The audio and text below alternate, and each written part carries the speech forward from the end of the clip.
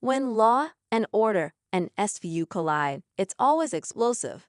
But this week's crossover didn't just bring the drama. It brought the history, the tension, and a haunting reminder that Olivia Benson's past is never truly behind her.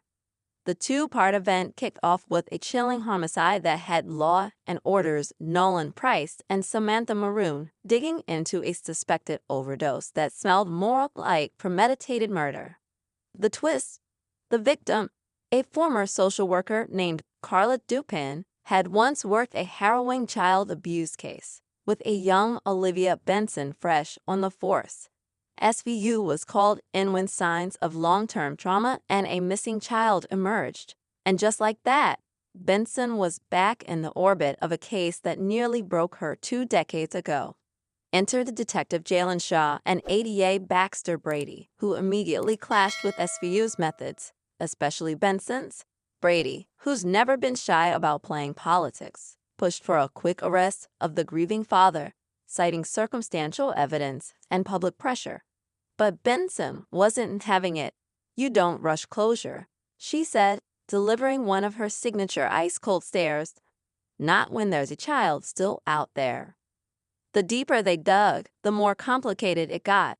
Turns out, Carla Dupin had been in contact with someone connected to Liv's past.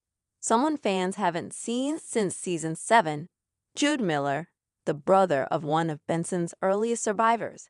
Jude, now an adult, has spiraled into a vigilant rabbit hole, convinced the justice system failed his sister and many others.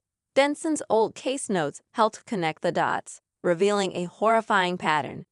Victims from that era were being systematically targeted.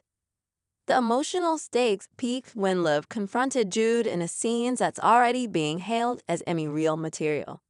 "You think hurting them will heal you?" she asked, voice breaking. "I've lived with ghosts too, Jude, but revenge doesn't set them free. It just chains you to them." While the SVU team raced to find the missing child, Law and Order's Price found himself torn between Brady's aggressive prosecution plan and Benson's gut instinct. In a rare move, Price sided with SVU, refusing to prosecute without a full picture. "We don't build justice on broken truths," he said, a rare line that united both universes and ethos. The final moments? Absolutely gut-wrenching. Benson finds the missing child in an abandoned rec center. Barely alive, but alive. She cradles them, whispering, "You're safe now," mirroring the very words her former partner, Elliot Sabler, once told her. As the case closes, Brady offers a stiff olive branch, suggesting the agencies collaborate more often, without the drama next time. Benson simply replies, "There's always drama when we're chasing monsters."